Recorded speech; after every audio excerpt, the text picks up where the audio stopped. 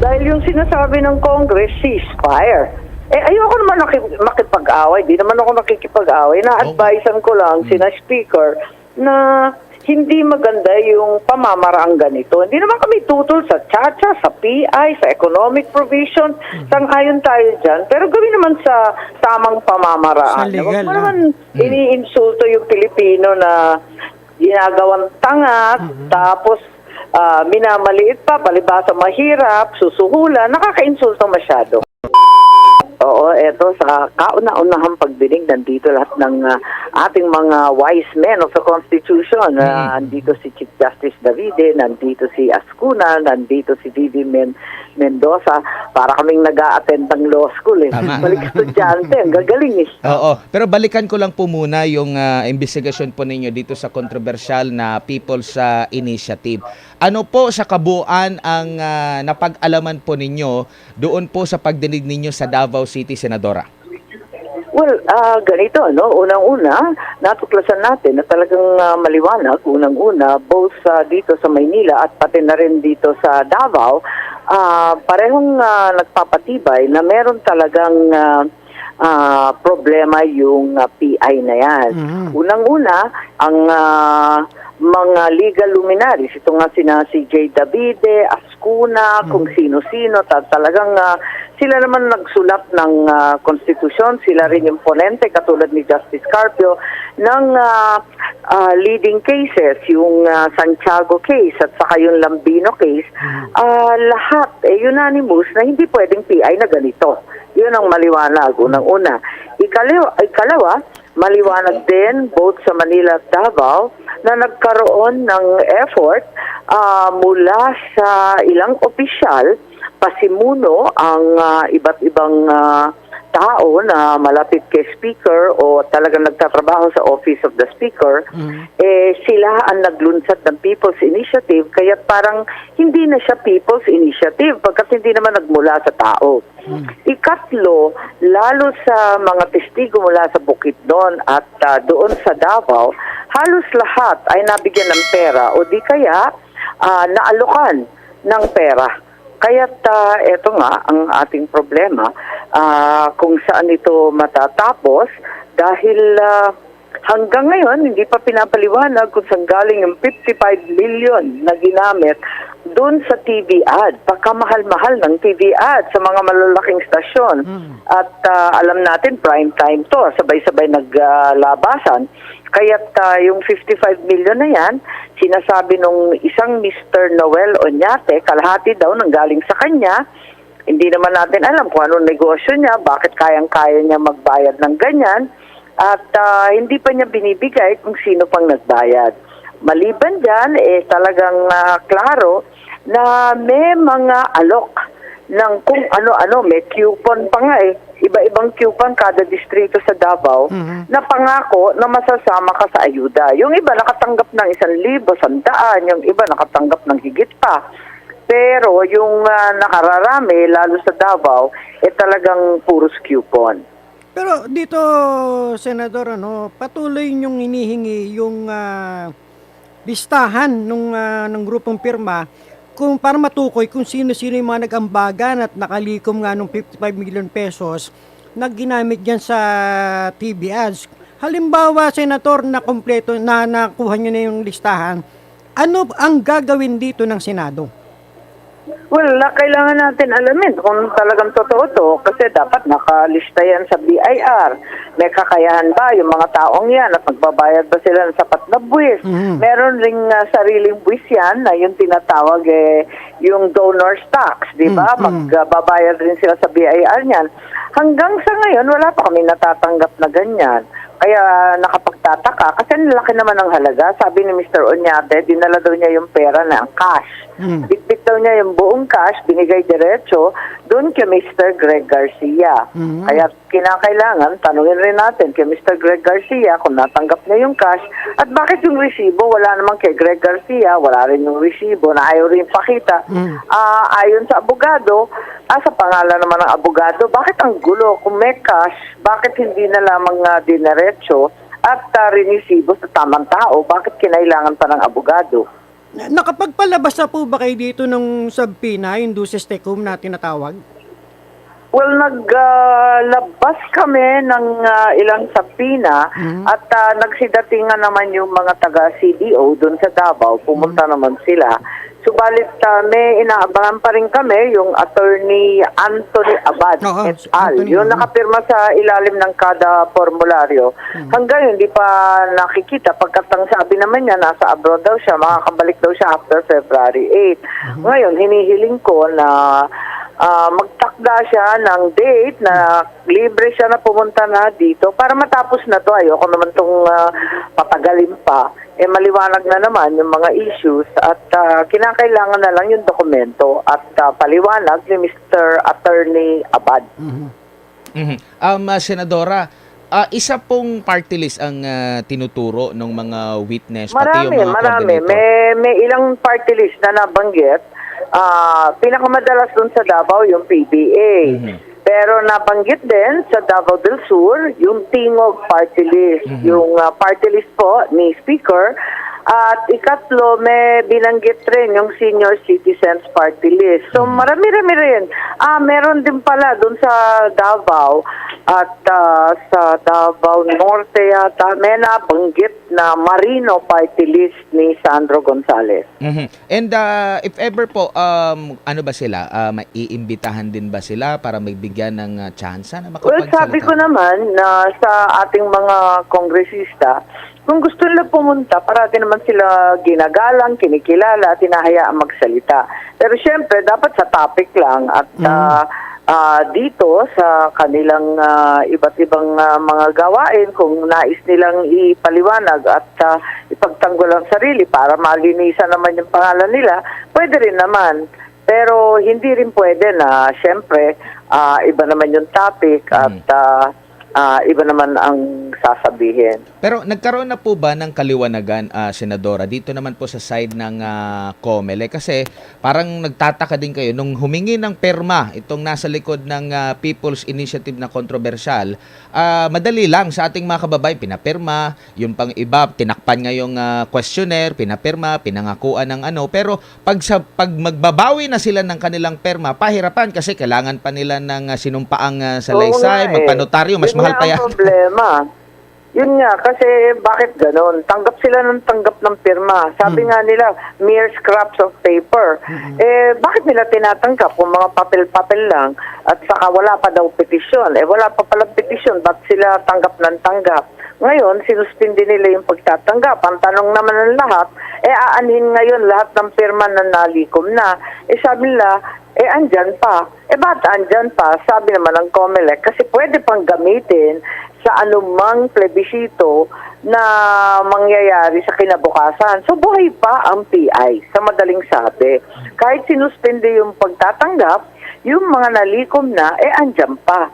Tapos, yung sinasabi mo nga, yung iba na biglang natuklasan kung ano yung pakay nito at wala naman palang kinailaman sa ayuda, hindi naman nila pwedeng atrasin yung kanilang pangalan o tanggalin kung hindi sila pumunta mismo sa COMELEC office, magdala ng abogado at magpanotaryo ng sinumpaang salaysay o affidavit. Napaka-komplikado naman ang proseso.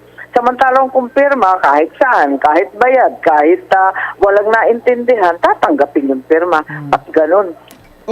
Meron po ba sa provision or kung anumang batas na nakakasaklaw, Senadora? Halimbawa, kasi marami nang nagsumbong at willing mag-testify na sila po ay pinangakuan. Yung iba, binigyan ng pera daw. Yung iba naman, papel lang. Yung coupon lang. Hanggang ngayon, wala pang ayudang nakarating. Na kumbaga, magiging void itong People's Initiative. Kasi marami nang ganito. Yung iba siguro, ayaw lang magsalita.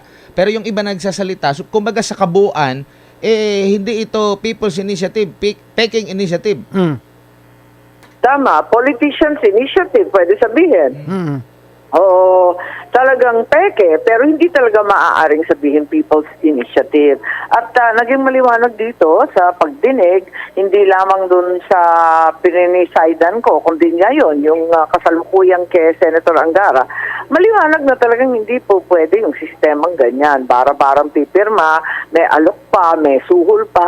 Hindi talaga po pwede yan. At higit sa lahat, hindi po pwede na Congress nag-solo flight. Hindi pwede kasi dalawa yung ating houses, may Senado, may Kongreso, dapat magkaisa muna, magkonsultahan, magdebate, at saka sila boboto na magkahiwalay. Kasi syempre, paano naman yung 24 votes sa power na higit ng 300? Hindi naman pwede yung gano'n. Pero Senator, sa palagay ninyo, masasabi na ba natin na patay na itong PI o may pag-asa pa? Hindi talaga, hindi pa siya patay Pinaliwanag nga ng ibang kongresista na meron panakot pa may bantay. Sabi, pag hindi daw namin natapos yung Resolution 6 sa bandang Holy Week, hindi na daw nila aawatin ang sarili. Ibig sabihin, tuloy-tuloy pa rin hanggang Holy Week. Nag-aantay pa sila ng Holy Week So, ibig sabihin, tuloy-tuloy. Ang alam ko, sa Benguet, halimbawa, doon sa bandang amin, talaga nangongolekta pa kung sino-sino ang umiikot at nangongolekta at nagbabayad. So, hindi pa talaga tapos. Ikalawa, yung sabi ng COMELEC natin. Senadora, nabanggit mo kanina na mayroong banta doon kung hindi susundin yung deadline. So, kumbaga, nagpapatunay lang ba ito na sila talagang nasa likod ng PI? Pero mukha naman maliwanag at saka hindi naman masyadong napakita na talaga yung economic kasi may pinag-uusapan na term extension, wala na raw term limit, may mga ganun kaya nagpapatunay na yung haka-haka na yung political at hindi yung economic ang gustong pakialaman. Yun din naman ang pinangako sa iba, yung ibang opisyal, alam ko yung mga mayor, yung mga barangay kapitan, lalo na yung third term, abay sinabi sa kanila, wala nang limitasyon sa inyong pagtatakbo at hahabaan ang termino ninyo kung ano-anong pangako. Kaya magdududa ka kung bakit nagkaganito. Ang liwaliwanag naman, bawal itong PI na ganito at hindi naman po pwede magkaroon ng constitutional amendment na sila-sila lang. Samantalang alam natin, magpapalit ka lang ng pangalan ng kalsadang maliit, kailangan may bycam pa. Talaga mag-meeting pa yung kongresista at saka senador. Wala kaming choice. Maliliit na bagay yun. Ito, konstitusyon pa. Isipin mo, sila-sila lang, hindi kasama yung Senado. Pwede ba naman yun? Oo. Pero Senadora, kanina medyo mabigat din yung pahayag ng mga kapwa mo senador. Si Senate President Zubiri, sabi niya walang deadline kasi dapat busisiin ng husto itong pagbabago ng konstitusyon. At kung marinig mo yung mga opening statement pa lang ng mga naging resource person nyo dyan, yung iba pa nga, walang sabi pa nga ni dating Chief Justice Davide, walang sapat pa na dahilan para baguhin yung konstitusyon at marami pang mga pahayag. Si Senador Joel Villanueva nabanggit na hindi kami abala sa pagpapasa ng resolusyon in support dito sa liderato ng Senado. Abala kami sa pagbusisi ng husto dito sa Chacha. Malaman ang mga pahayag, Senadora. Well, siyempre, hindi namang simpleng bagay ang magsulat ng bagong saligang batas. Kasi ang tinatalakay ngayon, yung tungkol sa unicameral o bicameral, hindi naman ordinaryong amendment yan. Kaya nga, sabi nga nitong mga dalubhasa na abogado at justices na ito, hindi basta-basta yan kasi hindi na amendment yan Hindi mo naman pinapalitan yung maliit na bagay, kundi ino-overhaul ang sistema ng gobyerno. Totally ino-overhaul. Kaya hindi naman po pwede na basta-basta lang. Kaya yun nga, yung banta na kailangan matapos by Holy Week or else tuloy-tuloy ang PI, hindi naman angkop yan sa napakalawak na usapin ng ating konstitusyon. Pero so tayong papayag sa ganun, kundi himay-himayin natin ang maigi. Sabi nga ni Justice Mendoza kanina, sa kamamadali, iisang boto ang nag-overturn doon sa unicameral at bicameral at maraming nakaligtaan. Ayan, nakaligtaan yung proseso kung paano boboto yung Senado, hiwalay sa Kongreso, at eto na nga tayo, nagkakabuhol-buhol at nagkakaroon ng paglilito. At talaga, nalilito lahat kung paano yung sistema. Kaya, suriin natin maigi at talakayin natin ng masino. Gusto nila, Senadora, na matapos ito bago pa ang midterm election kasi bagong set na naman yan ng Kongreso. Well, may sinabi nga gano'n si Senator Angara pagkat gusto niya kung kakayanin daw, tapusin. Kung economic provisions rin lang, baka kayanin naman bago magpilahan sa October.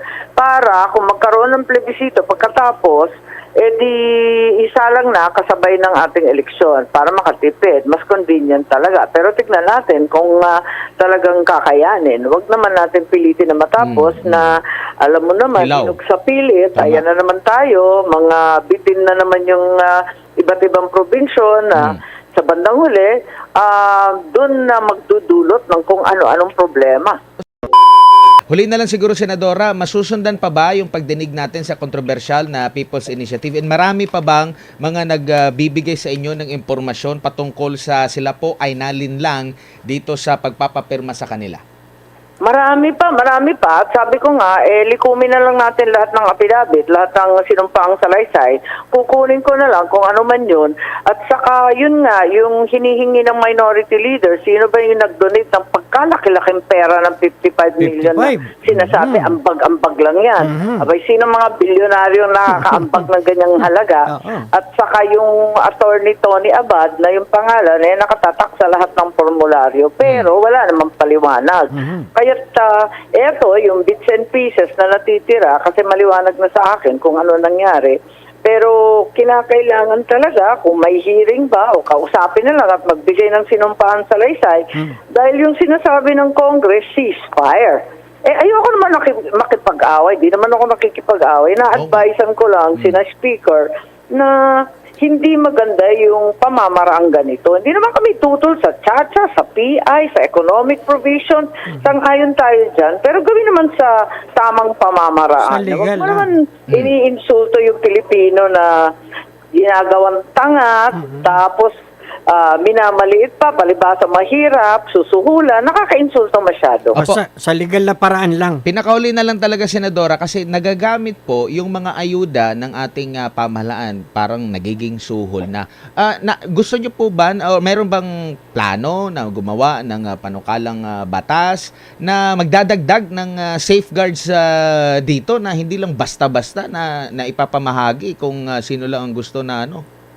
Sa totoo lang, maliwanag sa budget kung ano yung patakaran ng programang AIX, yung programang MAIP, yung programang TUPAD. At itong ginagamit ang pangsuhol, talagang kabulastugan yan. Pinagbabawal ng budget at ng mga patakaran sa DSWD, DOLE at DOH. So, labag yan sa lahat ng alam ko. Hindi talaga po pwede yung ganyan.